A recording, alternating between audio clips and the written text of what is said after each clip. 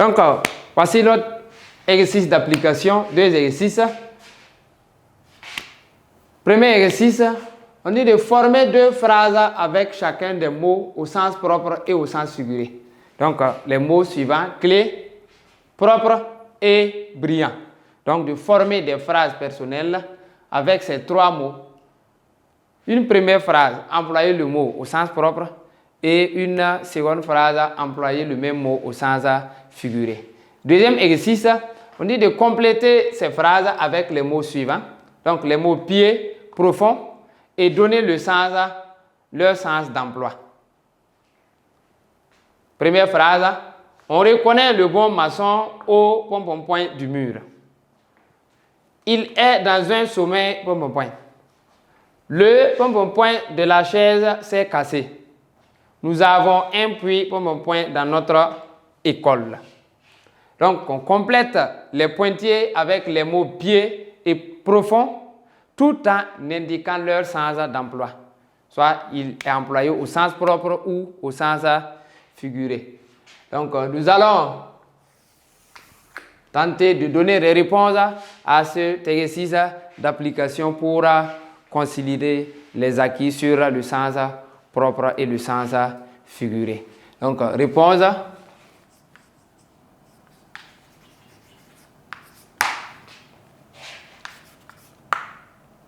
Donc, formons des phrases.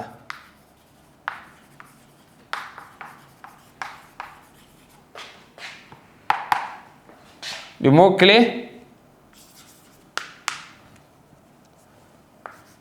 Première phrase, au sens propre, nous pouvons dire il a perdu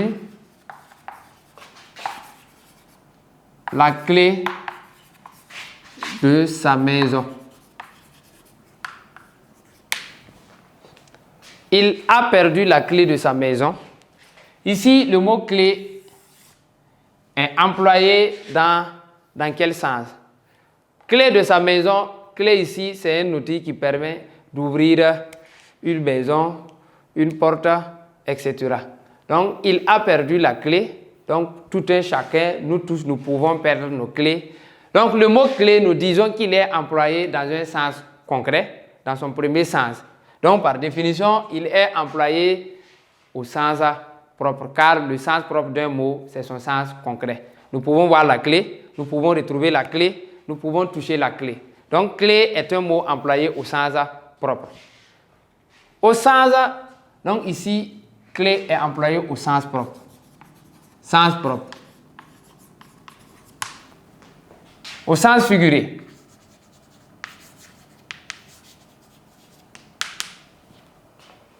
Dans quelle phrase nous pouvons utiliser le mot clé pour qu'il soit employé dans un sens imagé? On peut dire simplement le travail. Si on dit le travail est la clé du succès ou de la réussite,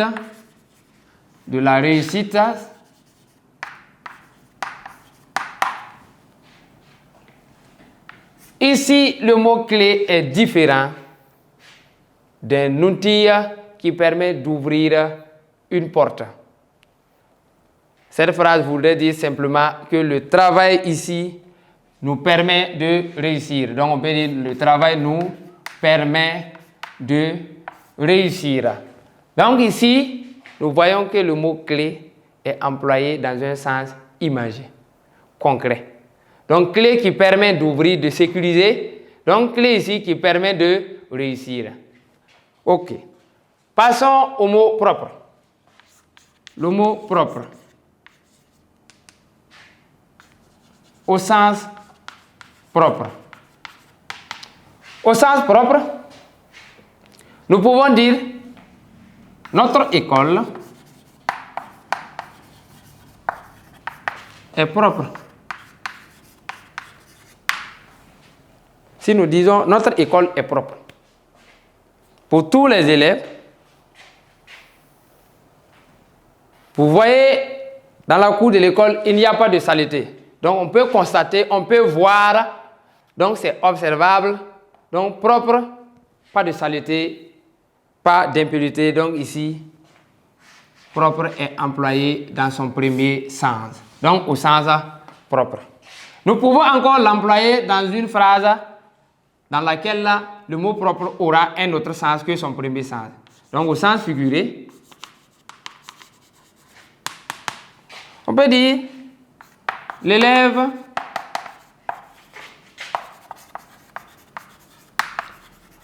a donné une réponse propre à la question. À la question posée. L'élève a donné une réponse propre à la question posée. Est-ce que la réponse n'a pas de saleté? Non. Cela voudrait dire simplement que l'élève a donné une bonne réponse ou une réponse juste à la question posée. Donc ici, le mot propre qui veut dire juste n'est pas employé dans son sens propre, mais plutôt dans un sens figuré, d'un sens imagé, un sens abstrait. Pour terminer, on part avec le mot brillant. Brillant,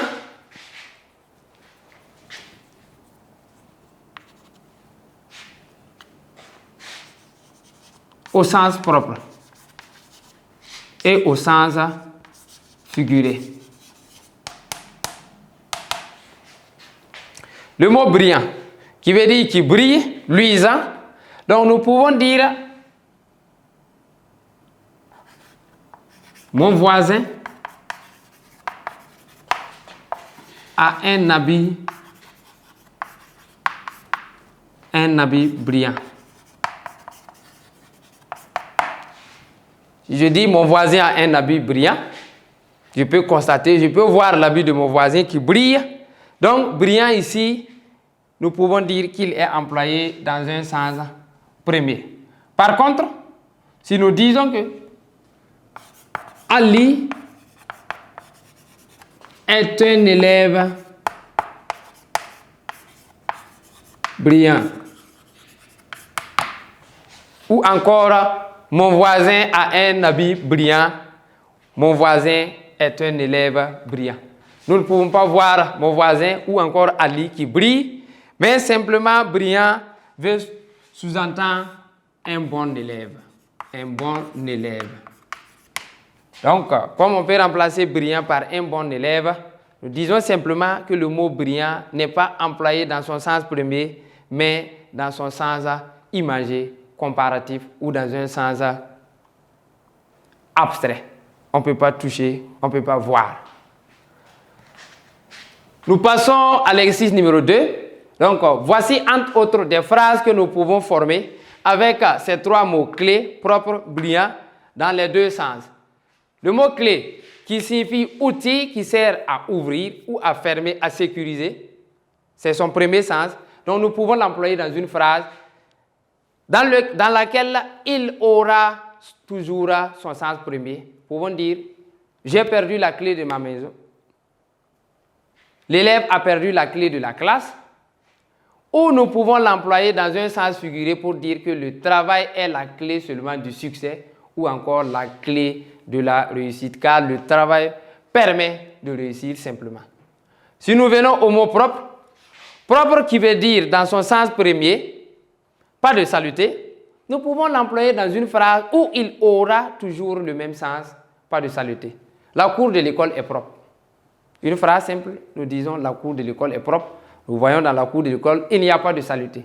Nous pouvons dire aussi, l'élève a donné une réponse propre. Ou il a répondu, il a donné une bonne réponse à la question posée. Il a trouvé la bonne réponse, il a donné une réponse juste. Si nous passons au mot brillant, qui veut dire luisant, qui brille, au sens propre, on peut dire un habit brillant. On peut dire les étoiles brillantes. On peut l'employer dans un sens autre que son sens premier, qui n'est d'autre que son sens figuré, en disant que Ali est un élève brillant. Nous avons des cultivateurs brillants dans notre village pour dire que nous avons des bons cultivateurs, des cultivateurs qui travaillent dur. Donc, nous allons passer au deuxième exercice. Nous allons compléter directement les réponses au niveau des pointillés. Donc, pour la première phrase, on dit compléter ces phrases avec les mots pied et profond. Pour la première phrase, nous allons voir quel mot correspond à la première phrase et à quel sens est-il employé. On reconnaît le bon maçon au point du mur. Prenons profond. Si nous prenons le mot profond, nous allons dire on reconnaît le bon maçon au profond du mur. Là, nous voyons que la phrase n'a pas de sens. Donc, si on prend le mot pied, nous pouvons dire on reconnaît le bon maçon au pied du mur. Au pied du mur. Là, la phrase a un sens. Mais quel est le sens d'emploi du mot pied dans cette phrase? Le mot pied, qui a pour sens premier partie supérieure et partie inférieure du corps humain, ou encore les membres inférieurs du corps humain. Les membres qui nous permettent de rester debout, de marcher, sont nos pieds. Le bon maçon au pied du mur. Est-ce qu'un mur a un pied? Non. Un mur n'a pas de pied. Cela veut dire que le bon maçon se retrouve sur le terrain, sur le chantier. Donc ici, employé au sens figuré. Donc nous disons au sens figuré. On passe à la deuxième phrase. Il est dans un sommeil pom pom pom. Nous prenons le mot pied. Il est dans un sommeil pied. Une phrase qui n'a pas de sens. Donc on change de mot. Il est dans un sommeil profond. Nous pouvons dire il est dans un sommeil profond. Ici, le mot profond qui signifie ou en relation un trou, une cavité. Il est dans un sommeil profond. Un sommeil, ce n'est pas un trou, ce n'est pas une cavité. Donc ici, le mot profond est à l'image de cavité, d'un trou. Nous disons qu'il est employé dans un sens figuré. Le de la chaise s'est cassé. Si nous complétons avec le mot profond, on va voir le profond de la chaise s'est cassé. Non. Donc, le pied de la chaise s'est cassé. Le mot pied, premier sens du dictionnaire, partie inférieure du corps humain qui nous sert d'être debout, d'avoir la station debout, de marcher. Une chaise n'a pas de pied, mais de support. Donc, nous disons que le mot pied est employé dans son sens figuré, pas le premier sens. Donc, nous passons à la dernière phrase. Nous avons un puits dans notre école. Donc, ici, le mot qui convient, c'est profond. Nous avons un puits profond dans notre école. La phrase est correcte. Alors, quel est le sens d'emploi du mot profond? Est-il employé au sens propre ou au sens figuré? Si nous prenons la définition, le premier sens, la signification de profond, qui est une cavité, un trou, c'est une réalité pour un puits. Un puits peut être profond. Nous pouvons constater la profondeur du puits. Nous pouvons aller voir. Donc, c'est concret. Le mot profond est utilisé ici au sens propre, dans son premier sens, car il est employé dans un sens concret. Nous pouvons vérifier la profondeur du puits. Nous pouvons voir si le puits est profond ou pas. Nous pouvons regarder, donc, profond est employé dans son sens propre ou encore dans son sens premier. Donc, voici, entre autres, les différents sens, sens propre, sens figuré, qu'un mot peut avoir ou une expression peut avoir dans un texte, dans une phrase. Donc, sur ce, nous sommes à la fin de cette séance de vocabulaire qui porte sur le sens propre, qui n'est d'autre que le premier sens, le sens concret d'un mot, et le sens figuré, qui est son sens imagé, son sens comparatif, son sens abstrait utilisé. Donc, cette leçon vous permettra, chers élèves, de connaître les différents sens que peut avoir un mot dans les textes, dans les livres, lors de vos lectures. Et sur ce, je vous invite toujours à rester sur... Donc, nous sommes au terme de cette leçon de vocabulaire qui porte sur le sens propre et le sens figuré. Donc, j'espère qu'après cette leçon, vous connaissez maintenant ce que c'est que le sens propre d'un mot ou encore ce que c'est que le sens figuré d'un mot qui n'est d'autre que son sens imagé, son sens abstrait. Donc, cette leçon va vous permettre, chers élèves, évidemment, à distinguer les différents sens des mots dans les textes, dans les livres.